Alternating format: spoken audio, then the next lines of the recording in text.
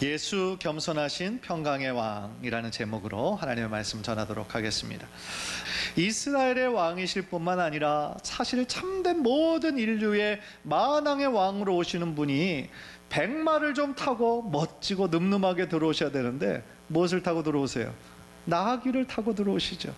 그 모습도 어떻게 보면 참 반전의 모습이고, 또 하나는 그토록 호산나 호산나 하며 메시아의 자손, 메시아로 오신 다윗의 자손 예수를 그렇게 높이고 환영하던 인파들이 일주일도 채 지나지 않아서 십자가에 못 박아라, 십자가에 못 박아라, 이렇게 변질되는 그런 모습도 사실은 참 반전의 모습이다 라고 말할 수 있는 것이죠. 오늘은 종려주일입니다. 오늘을 기점으로 이 한 주간이 예수님께서 보내셨던 마지막 일주일이었습니다. 그리고 오늘날 우리는 그것을 고난주간이라고 부르는 것이죠. 가장 비극적인 한 주간이었지만 또한 가장 큰 역사적인 반전이 있었던 한 주간이었던 것이죠. 간절히 바라기는 오늘 말씀을 통하여서 예수님이 이 예루살렘에 입성하시는 이 사건이 어떤 영적인 의미가 있는가 우리 한번 살펴볼 때에 하나님이 주시는 큰 은혜와 깨달음이 전하는 자나 듣는 자 모두에게 동일하게 임하시게 되기를 주님의 이름으로 간절히 축원합니다. 첫 번째로요, 이 예수님의 예루살렘 입성 사건은 우리들에게 어떤 것을 가르쳐 주셨느냐, 바로 예수님께서 이스라엘 백성이 그토록 기다리던 메시아이심을 입증하신 사건이었다라는 거예요. 사실은요, 이 예루살렘 입성 이전에 예수님께서는 자신이 메시아이고 그리스도이심을 계속 감추시고 계셨어요. 마태복음 16장 20절을 보면 이에 제자들에게 경고하사 자기가 그리스도인 것을 아무에게도 이르지 말라 하시니라 그러셨어요. 그리스도, 메시아 같은 말이죠. 바로 구원자라는 뜻입니다. 구원자로 오셨음에도 불구하고 제자들과 무리들에게 그것을 한동안은 감추셨어요. 그래서 심지어 베드로가 주는 그리스도시요 살아계신 하나님의 아들이십니다 라고 고백을 했을 때도 예수님께서 그 고백을 기쁘게 받으셨지만 아직 그것을 다른 사람들에게 알리지 말라고 말씀하실 정도로 하나님께서 본인이 메시아로 오셨음을 아직 하나님의 때가 차지 않았기 때문에 계속 감추고 계셨던 것이죠. 그런데 이제요, 예루살렘에 입성하시면서 더 이상 그 사실을 감출 필요가 없으신 거예요. 그래서 예루살렘에 입성하시는 그 순간부터 이제 예수님께서 하나님께서 보내신 메시아이심을 온 이스라엘에게, 온 천하에게 공적으로 알리시는 사건이었다라는 거예요. 그렇다면 어떤 방법으로 자신이 메시아이심을 알리셨을까요? 예수님은요, 먼저 두 제자들에게 맞은편 마을로 가면 거기에 나귀와 또한 나귀 새끼가 있을 거다 라고 그것을 말씀해 주시죠. 그래서요, 3절에서 아주 중요한 말씀을 하세요. 3절을 보면 만일 누가 무슨 말을 하거든 주가 쓰시겠다 하라, 그리하면 즉시 보내리라 하시니 그러셨어요. 사실 예수님께서 성경에서 자기 자신을 일컬어 주라고 부르는 부분은 여기가 처음이에요. 그러니까 예수님이 우리들의 주님이시다, 주님이 되신다라는 사실은요, 그동안은 감추어져 있었던 거예요. 그런데 이제 이 마지막 한 주간에 십자가와 부활을 통하여서 죄와 사망의 권세를 모두 다 이기시고 승리하심으로 말미암아 예수님이 우리들 모두의 주인이 되어주시고 주님이 되신다라는 그 사실을 이제 선포하시는 거죠. 즉 예수님이 주님이 되신다라는 이 사실은요, 이 두 제자들뿐 아니라 또 그 나귀의 주인들뿐만 아니라 앞으로 모든 인류에게도 동일하게 모든 이름 위에 뛰어난 이름으로 예수 그리스도를 세워주신다라고 하는 그 사실을 지금 선포하고 있다라는 거예요. 무엇을 통해서요? 십자가와 부활을 통해서. 그래서요, 예수님께서는 사실은 자신이 태어나신 이후부터 조금 자라고 난 이후로부터는 자신이 이 땅 가운데 오신 목적이 바로 인류의 모든 죄를 대속하기 위함임을 아셨어요. 그래서 자신의 삶의 목적은 지금 십자가를 향해 가고 있음을 아셨어요. 그래서요, 예수님은 예루살렘 입성부터 이제 시작하는 이 한 주간이 그분의 인생에 있어서 가장 중요한 일주일이 될 거라는 것을 너무나 잘 알고 계셨다라는 거예요. 그런데 중요한 것은 무엇이었습니까? 그 일주일이 예루살렘 입성의 승리자로 왕으로 들어가는, 어떻게 보면 승리의 입성의 시작이었지만 그 한 주간이 또한 아울러 고난과 수치를 감당하셔야 하는 처절한 일주일의 시작이었다라는 거죠. 왜냐하면 그 승리의 영광은 그냥 저절로 주어지는 것이 아니에요. 그 승리의 영광은 십자가의 고통의 쓴 잔을 통과한 후에야 비로소 얻을 수 있는 것이었기 때문이죠. 그래서 겟세마네 기도에서 예수님께서 그렇게 처절하게 땀방울이 핏방울이 될 정도로 그렇게 간절하게 부르짖으셨던 이유가, 자신이 져야 할 십자가의 길이 얼마나 고통스러웠으면 아버지여 만일 할만하거든 이 잔을 내게서 옮겨 주시옵소서, 그렇게까지 기도하셨겠어요. 물론 예수님은요, 십자가의 고통이 끝나면 찬란한 부활의 영광이 있을 것임을 분명히 아셨죠. 왜 모르셨겠어요? 그러나 그 사실을 안다고 하는 것이 그 십자가를 지기 전부터 그 십자가의 고통을 조금도 경감해 주지 못했다라는 것이죠. 예수님 자신도 그 십자가만은 피하고 싶을 정도로 그 십자가형은 로마 시대의 가장 잔인한 처벌이었고, 그 십자가 형틀을 보기만 해도 모든 사람들이 몸서리칠 정도로 저주의 상징이었다라는 것이죠. 또한 예수님께서 메시아이심을 드러내는 것은요, 제자들로 하여금 맞은편 마을로 가서 나귀와 나귀 새끼를 가지고 와라, 그것뿐만이 아니라 더 중요한 뜻이 있었죠. 왜 나귀 새끼를 타고 예루살렘으로 입성하셔야 했나? 그것에 대한 이유가 4절 5절에 나오죠. 4절 5절 보세요. 이는 선지자를 통하여 하신 말씀을 이루려 하심이라. 일러스되 시온 딸에게 이르기를 내 왕이 내게 임하나니 그는 겸손하여 나귀 곧 멍에 매는 짐승의 새끼를 탔도다 하라 하였느니라 하셨어요. 그러니까 예수님이 두 제자를 보내서 나귀와 나귀 새끼를 가져오라 한 것은요, 즉흥적인 명령이 아니라 뭐예요? 오래전에 이 구약시대 스가랴 선지자의 예언을 이루려 하심이었다라는 것이죠. 즉 예수님의 모든 사역은요, 단 하나도 그가 원하시는 대로 한 것이 아니라 하나님께서 그를 보내신 하나님 아버지의 뜻을 이루시기 위함이었고요, 구약에서 많은 선지자들이 예언했던 예수님 오실 메시아에 대한 말씀을 성취하기 위함이셨다라는 거예요. 그래서요, 스가랴 9장 9절을 보면 이런 예언이 몇백 년 전에 이미 있었던 거죠. 보라, 내 왕이 내게 임하시나니 그는 공의로우시며 구원을 베푸시며 겸손하여서 나귀를 타시나니 나귀의 작은 것 곧 나귀 새끼니라 그랬어요. 따라서요, 구약에 예언하신 그대로 지금 예수님이 그것을 이루셨다라는 것은 무엇을 뜻하는 거예요?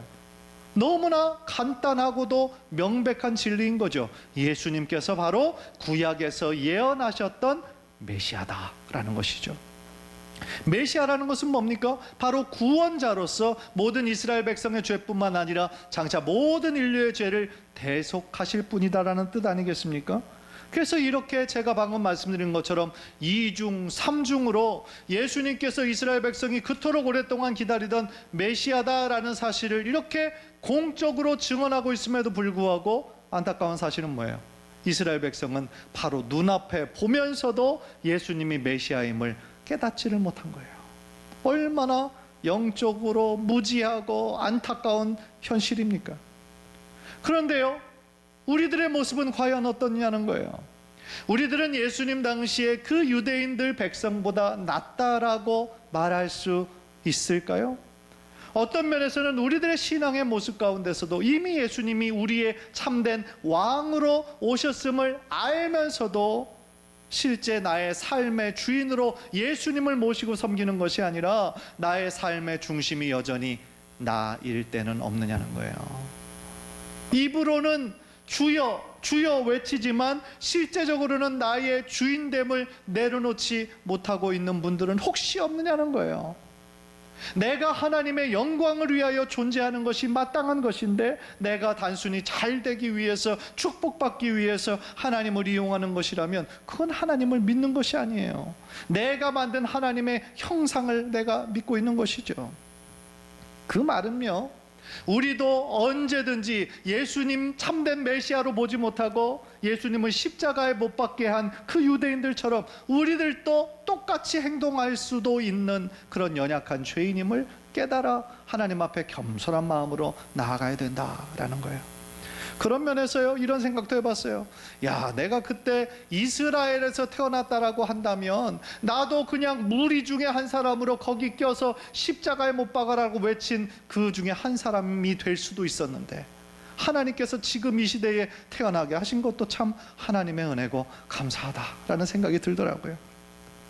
사랑하는 성도 여러분, 구약의 모든 예언의 말씀을 이루시고자 나귀 새끼를 타고 예루살렘에 입성하신 그 예수님을 우리가 정말 믿는 그 믿음이 있다면, 또한 예수님께서 오셔서 내가 진실로 속히 오리라 다시 오신다라고 약속하신 그 영광의 주님의 재림하시는 모습을 기다리며 우리가 이 주어진 이 시간 동안 예수 그리스도만을 나의 참된 주인으로 삼아 그 우리들에게 주어진 믿음의 길을 한 걸음 한 걸음 순종하며 나아가는 귀한 성도들 모두 되시기를 주님의 이름으로 간절히 축원합니다.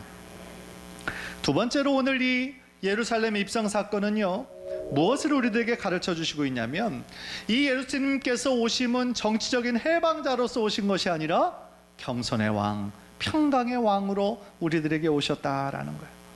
제가 방금 전에도 말씀드렸던 것처럼 당시에 무엇인가 밖에서 승리를 하고 돌아온 사람들은요, 뭐를 타고 돌아오냐면 말을 타고 들어와요. 특별히 백마를 타고 탁 늠름하게 들어오죠. 그런데 예수님은 왕이심에도 불구하고 지금 말을 타고 온 것이 아니라 뭘 타고 오셨어요? 나귀 새끼를 타고 들어오신단 말이에요. 그런데 고대 근동지방의 말은 전쟁을 상징하고 있는데, 이 나귀는 뭘 상징하냐면 평화를 상징한다라고 그래요. 즉 예수님은요, 그 땅에 정말 어떤 군사적인 왕으로, 그 모습으로 온 것이 아니라 평화의 왕으로, 겸손의 왕으로 오셨다라는 것을 상징하고 있었다라는 것이죠.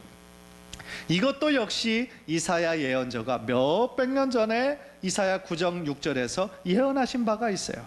그의 이름은 기묘자라 모사라 전능하신 하나님이라 영존하시는 아버지라 평강의 왕이라 할 것임이라. 그래서 예수님께서 오신 것은 다른 민족을 징벌하거나 피를 피로 갚기를 위해서 오신 것이 아니라 평화의 왕으로, 겸손의 왕으로 오셨다라는 것이죠. 그런데 문제는 뭔지 아십니까? 이스라엘 백성이 기대했던 모습은 겸손한 왕, 평강의 왕이 아니었다라는 거예요. 당시 이스라엘 백성들이 기대했던 참된 메시아의 모습은 뭐냐면, 다윗 왕의 그런 모습처럼 전쟁에 나가기만 하면 승리하고, 지금 이스라엘 그 유대가 누구의 압제하에 있습니까? 로마의 압제하에 있잖아요. 그러니까 자기를 지금 억압하고 있는 이 로마의 그 제국의 세력을 예수님께서 오셔서 한순간에 물리쳐 주기를 원하는 혁명가, 해방자로서의 예수님의 모습을 기대하고 있었거든요. 그러니까 이들이 예수님이 예루살렘에 입성하실 때 막 환호한 이유는 뭡니까? 자기네들을 지금 이 상황에서 구원해 달라는 거예요. 정치적으로, 군사적으로 이용해서 구원해 달라고 하는 거예요. 우리가 이 부분에 대해서 좀 역사적인 배경을 좀 알면 조금 더 우리가 이해하기가 참 쉬운데요. 지금 예수님께서 예루살렘에 입성하셨을 때가 언제냐면 유월절이 있기 일주일 전이에요. 유월절은요, 이스라엘에 있어서 민족 최대의 명절입니다. 자신들이 애굽의 압제에서 구원받은 날이에요. 그러니까 오늘날 우리들에게 광복절과 같은 그런 날이에요.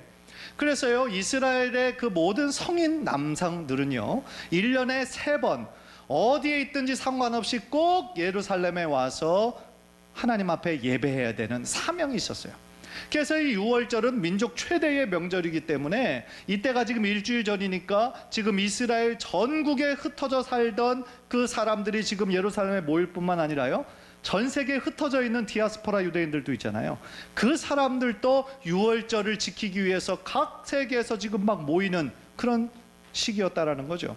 그래서 역사학자에 따르면 약 그 크지 않은 예루살렘 도시에 250만 명 이상이 지금 모였을 거라는 거예요. 그렇게 많은 군중들이 지금 예수님이 그 예루살렘에 입성하시는 그 모습을 보고 환호성을 지금 외치는 거죠. 왕이 오시는 것처럼 지금 영접하고 있다라는 것이죠. 그래서요, 8절 9절을 보세요. 무리의 대다수는 그들의 겉옷을 길에 펴고 다른 이들은 나뭇가지를 베어 길에 펴고 앞에서 가고 뒤에서 따르는 무리가 소리 높여 이르되 호산나 다윗의 자손이여 찬송하리로다 주의 이름으로 오시는 이여 가장 높은 곳에서 호산나 하더라 그랬어요. 그러니까 무리의 대다수가 그들의 겉옷을 길에 폈다라는 것은요, 어떤 상징이 있어요. 그게 뭐냐면 자신의 왕으로 지금 영접한다라는 거예요. 실제 구약의 역사를 보면은요, 북이스라엘의 그 예후가 왕이 될 때에 그의 친구들이 그들의 겉옷을 다 길에 펴서 그를 왕으로 이렇게 추대했다라는 내용이 나오거든요. 또한 어떤 사람들은 나뭇가지를 길에 펴고요, 또한 종려나무 가지를 손에 흔들었다 그랬어요. 이 모든 것도 결국 뭡니까? 왕을 영접하는 의식 중에 하나였다라는 거예요. 그리고요, 사실은 이 성경에는 나와 있지 않는 숨겨진 역사의 이야기도 있는데, 그게 뭐냐면은 구약과 신약의 그 사이가 몇백 년의 공백이 있었냐면 400년이라고 하는 공백이 있었어요.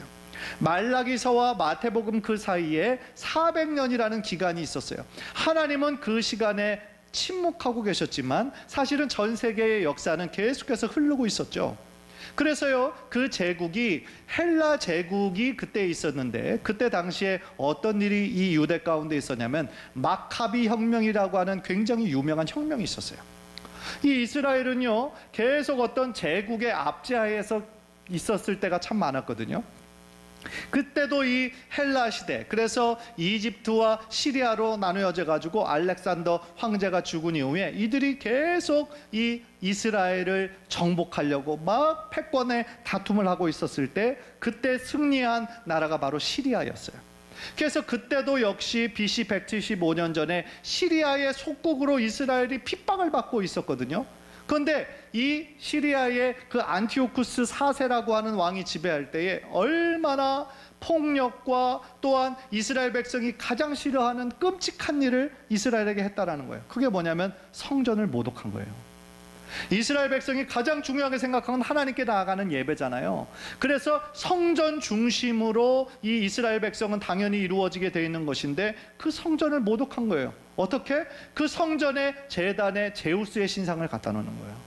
그리고 거룩한 그 하나님의 제물을 드리는 제단 위에 이스라엘 백성들이 가장 혐오하는 짐승 뭔지 아세요? 돼지예요, 돼지. 돼지를 잡아서 그 제단 위에 제사를 드린 거예요. 누구에게? 제우스 신에게. 그러니까 이스라엘 백성의 입장에서 그 시리아 그 군대 장관들이 그런 짓거리를 하고 있으니까 얼마나 속에서 분개했겠어요. 얼마나 분노했겠습니까?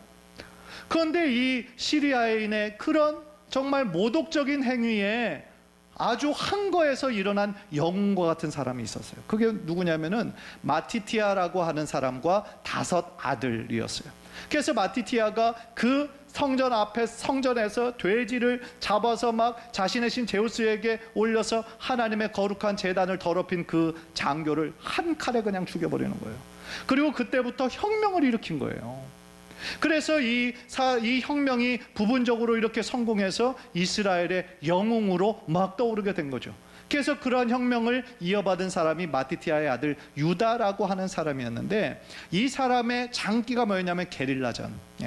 그래서 그 시리아 군대에 정면으로 부딪히면 지거든요. 그러니까 게릴라전을 이용해서 아주 적절한 방법으로 갑자기 습격하는 식으로 해서 계속해서 승승장구할 수 있었어요. 그래서 이 마카비라고 하는 뜻은 망치라는 뜻을 가지고 있는데, 이 유다라는 이 이름보다 마카비라고 하는 이름이 더 유명해지게 된 것이죠. 그래서 이 사람이 BC 175년에 그 시리아와의 싸움에서 승리하고 예루살렘에 들어왔을 때에 바로 오늘 본문에서 나오는 이 똑같은 장면이 연출되고 있었던 거예요. 승리자로 들어온 그 마카비와 그 모든 그 혁명군들에게 이스라엘 백성들이 종려나무 가지를 흔들면서 승리자로 온 그 사람을 막 환영하는 이 장면이 오늘 본문에서 그대로 연출되고 있다는 거죠. 그래서 이스라엘 백성들의 마음 가운데 지금 예수님이 오시는 그 장면이 자기는 경험해보지 못했지만 자신의 부모 세대들에게 들었던 그 혁명을 일으켰던 그 마카비 혁명의 그 찬란한 영광을 그들의 머릿속에 지금 떠올리고 있었을 거라는 거죠. 그런데 문제는 뭡니까? 예수님을 그렇게 똑같이 승리자로, 그래서 이 군사적인 지도자로, 이 로마의 압제에서 자기네들을 완전히 구해줄 구원자로 그렇게 기대했는데, 그래서 호산나 다윗의 자손이여 찬송하리로다, 주의 이름으로 오시는 이여 가장 높은 곳에서 호산나 이렇게 외쳤는데, 실제로 예수님이 왕으로 오신 것이 아니라 그들이 끔찍하게 싫어하고 저주의 상징인 십자가 위에서 무력한 모습으로 죽는 그런 모습을 보니까 이 유대인들의 마음에 깊은 배신감이 있어서 예수를 조롱하고 저주하는 사람들로 변해버렸다라는 것이죠. 따라서요, 이 사실은 우리들에게 무엇을 말씀해주고 있습니까? 우리 인간들이요, 사실은 참 자신들의 필요에 따라서 어떤 경우에는 너무나 환호하면서도 자신의 기대와는 다른 모습으로 갈 때는 어떻게 합니까? 순간적으로 기대했던 마음이 반대의 마음, 증오의 마음으로 순식간에 변해버린다라는 거예요. 우리들의 모습도 사실은 참 변덕스러울 때가 얼마나 많이 있습니까? 우리를 향한 하나님의 사랑은 단 한순간도 변하지 않고 우리에게 주셨던 약속을 끝까지 지키시는 신실한 하나님이신데, 이 구약과 신약을 보면 언제나 그 언약을 먼저 깨트리는 사람은 하나님이 아니라 인간이었던 것이죠. 그래서 우리들의 필요가 당장 채워지지 않으면 쉽게 불평하고 원망하고 하나님을 의심하는 우리들의 모습은 없느냐는 거예요. 마치 어린아이가 단 것은 먹고 좋아하지만 쓴 것은 그냥 뱉어버리는 것처럼, 우리도 우리가 만들어 놓은 어떤 종교의 틀 안에서 마치 나의 뜻을 하나님의 뜻인 것처럼 교묘하게 포장하고 있지는 않느냐는 거죠. 그래서 내가 하나님을 위해 존재하는 것이 아니라 마치 하나님이 나의 필요를 채워주기 위해 존재하는 것처럼 이건 주객 전도가 되는 그런 현상은 혹시 없느냐는 것이죠.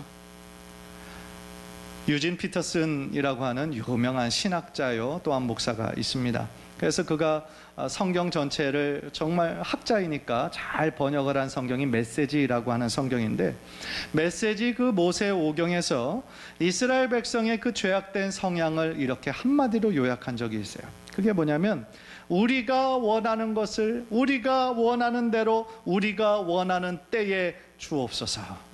이것이 당시 이스라엘 백성들의 마음이었다라는 거예요.